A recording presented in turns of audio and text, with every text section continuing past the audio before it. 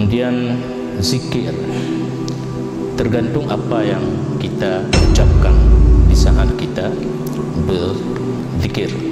Berzikir tingkat yang paling rendah, la ilaha illallah, zikir nafi dan isbat dengan tarikatnya Syathariyah.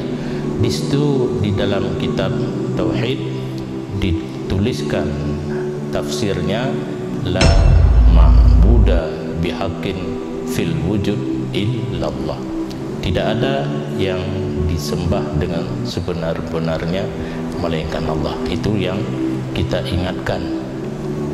Tetapi kalau kita mengikuti tarekat yang di atas lagi, seumpama Naqsyabandi, itu zikirnya Allah Allah, tidak dengan lidah tetapi dengan hati.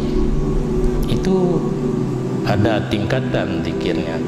Tingkatan yang paling rendah, la ma'buda illallah.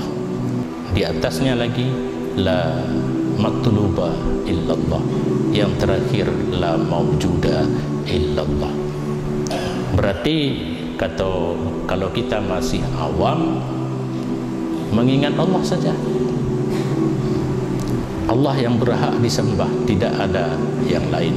Itu kita ingat di dalam berzikir. Kalau orang masuk tarikat Naqsyabandi, itu ada pelajaran muraqabahnya, ada muraqabah afal, ada muraqabah yang lain lagi, banyak. Terakhir ada juga zikir nafi dan isbat. Itu saja yang kita ingat. Sehingga ada istilah dalam kitab Naqsyabandi, hadir Allah di dalam hati. Ini yang biasa terjadi penyelewengan daripada khalifah munafis yang belum mengerti.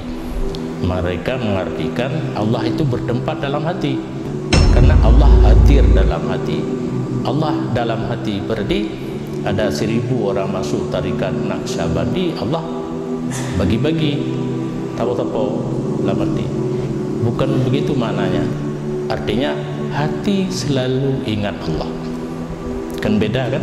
Allah hadir dalam hati, artinya hati selalu ingat Allah.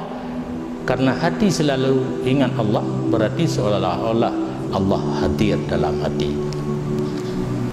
Ini sumber mungkin timbul pendapat wahdatul wujud yang salah, sehingga bersatu wujud kita dengan wujud Allah. Wahdatul wujud yang benar adalah yang mempunyai wujud hakiki, wujud yang sebenarnya Allah satu saja, tidak ada dua.